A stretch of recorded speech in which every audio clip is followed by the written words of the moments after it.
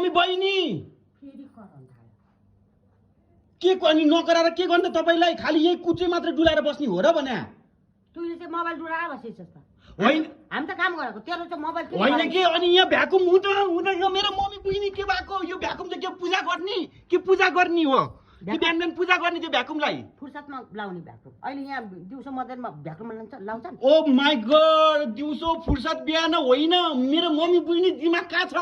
मलाई यसैले सजिलो हुन्छ त सजिलोको कुरा होइन झन् झन् तपाईँलाई त्यसले चाहिँ सजिलो हुन्छ मेरो मम्मी बहिनी यो झाडु साडु यो तेरिका नकरा भएको सामानलाई सदुपयोग गर्नु पर्यो ए मेरो मम्मी बहिनी लाठी गुवाची बहिनी नसक्त गर्ने हो अहिले त हात पक्रेर चल्दैछ नि त कस्तो यो मेरो मम्मी बहिनीलाई के गर्ने होला जिउलाई एकदम राम्रो हुन्छ हात पाखुरी यसो चलाइराख्नुपर्छ यसरी यसरी त्यो मोबाइल खराजको होइन नि यसो गर्नु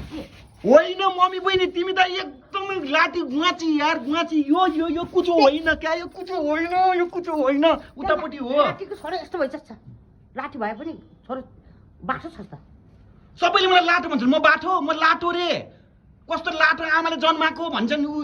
अनि आफै सोच्नु न भ्याकुम हुँदा यो कुचो डुलाएर बस्ने यो मान्छे चाहिँ को रहेछ लाटो यस्तो मान्छेलाई लाटो भने यस्तो के अरे उडेको चरी झार्ने छ छोरो मेरो लाटो अरे अझ के भएर लाटो भएको छ तपाईँ चाहिँ त लाटो गुवाची हो क्या तपाईँ त अब भ्याकुम हुँदा कुचो लिएर 1 घन्टा भइसक्यो हल्लेर यताबाट उता हल्लियो मेरो मम्मी बहिनी अहिले मलाई रिस नउठा